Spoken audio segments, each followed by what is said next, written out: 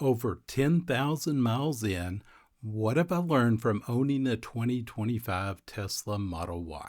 Let's start with the magic trick, summon mode. Watching my car roll itself out of a parking space still feels like something out of a sci-fi movie. But let me take you back first. My first car was a 1963 Dodge Lancer. My brother and I bought it for $200 using money we earned from our paper route. I learned to drive when I was 13, and since then I've owned SUVs, trucks, sedans, motorcycles, and ATVs. More than 4 decades of driving experience led me here to the Tesla. My 2025 Model Y still has the exterior from the 2020 to the 2025 generation, before the recent redesign. But don't let the familiar shape fool you. It's packed with innovation. So, what have I learned? Charging habits matter. Leave your Tesla plugged in whenever you're home. It helps maintain battery temperature and reduces battery cycle wear, making it last longer. And yes, cold weather eats up more range. That's basic battery physics. So remember to add a little extra range when you're in the cold because it won't go as many miles as it does when it's, fair temperature. The Tesla buying experience. I was hooked after a colleague let me test drive his. So I went to the dealer. The Model 3 was a little snug, but the Model Y, that was the sweet spot. Just enough room to not miss my SUV. Ordering the Tesla was shockingly simple. From the app, I simply selected the long-range performance because I drive a lot, picked my paint, interior, wheel size. Just remember, larger wheel size reduce your range. So keep that in mind. I traded in my old vehicle through the app too. I uploaded photos, just drove it into the dealer, and drove the Tesla out. Before taking delivery, I installed a home charger on a 60-amp breaker. It's not hard if you know a bit of electrical work, but many folks may want to hire a pro. Pickup day, that was a treat. Cleanest car facility I've ever seen. More like a tech lab than a mechanic shop. Honestly, it felt more exciting than the time I bought my first brand new Audi.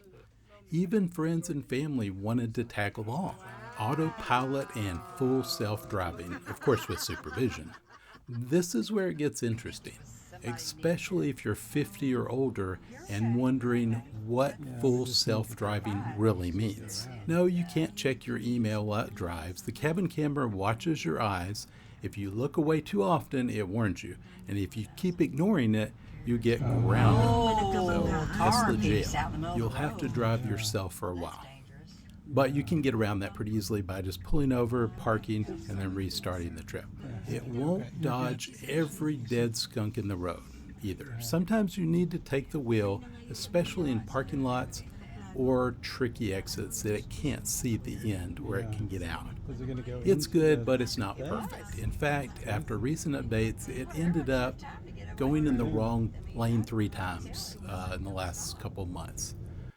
That's not a lot, but it's probably some kind of software bug they'll work out. It's a reminder to stay alert. So don't just think it's always going to get you there safe. You do have to pay attention. So must-have accessories. Early on, I got all-weather floor mats and a dash cover to keep the interior cool. I tried a roof cover, but I didn't like that claustrophobic vibe to it. Just didn't feel right. One letdown, the suspension. It's stiff. Bumps are more noticeable than in my Highlander or Audi. But the upside, the handling is tight, like a sports car. Glides through corners and traffic with ease. So it's kind of like the Audi, but the suspension is not as good. And smooth, wow. No gears means silky power delivery at any speed. Whether you're crawling through a park or cruising a main road, it's seamless. Unlike combustion engines that only feel right at a certain RPM, EVs are butter smooth at every speed. I don't miss gas stations or oil changes or the smell. I just plug it in at home. On road trips, I hit the superchargers when needed, sometimes just enough juice to get back home. Some electricity plans even offer free night charging. My own personal choice now is Tesla has an unlimited overnight charging option for a small monthly fee. I think it's around $15. With regenerative braking, the car does most of the stopping, which means the pedal pads can last over 200,000 miles. That's impressive. I enjoy just letting off the accelerator a little bit and it starts slowing down.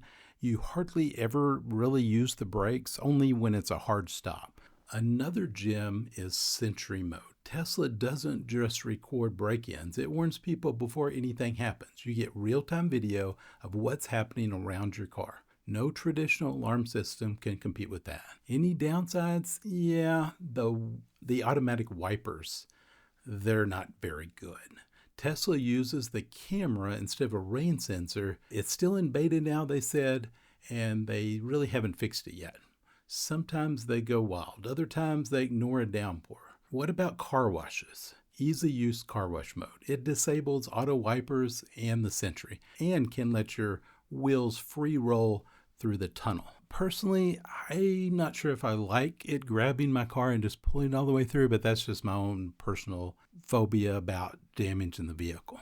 Heads up, I had a water leak in the left tail light and in the left camera from the washes, but Tesla replaced both under warranty. Self-driving reduces road fatigue, especially in stop-and-go traffic. Long drives are more relaxing, and I find myself enjoying the travel even more. I look around, I see more things than I've ever seen before because I've always been focused on that road and not really looking around. Sure, charging takes longer than pumping gas, but the performance, the tech, and the overall experience to me makes it worth it. No more oil changes, no more gas stops, just smooth, clean, quiet driving. And after 10,000 miles, I can honestly say I'm never going back to a combustion engine, at least for my personal use. I may have a truck or something to pull something really heavy, I'm not sure. So you're over 50, maybe the kids are out of the house, or nearly so. You've worked hard, and now it's time to hit the road and see more of the world. But you don't want to spend a fortune doing it. You want a smart, efficient travel and just a little help from the future. One of the real game changers is the Tesla's Supervised Full Self-Driving, FSD. No, it's not perfect, and yes, you still need to pay attention, but if you're planning long road trips, there's something relaxing about letting the car handle more of the heavy lifting. It helps reduce the driver fatigue and makes stop-and-go traffic way less painful. Charging, it is simpler than you might think.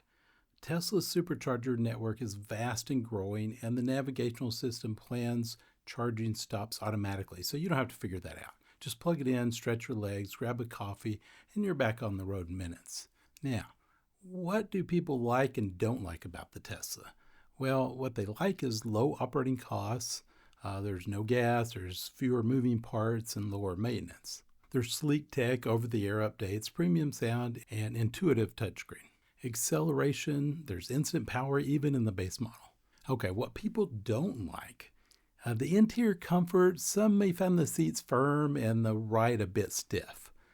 There's no traditional buttons, everything's on the screen, which can be a learning curve.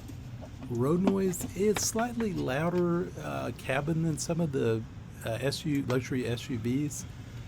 There's built-in quality quirks like some panel gaps or trim issues can still happen from time to time. Mine was pretty tight. I didn't really have those, but I have read about them. But overall, I think it's something to consider. At least take a test drive before you make a call about that. Well, see you on the next one.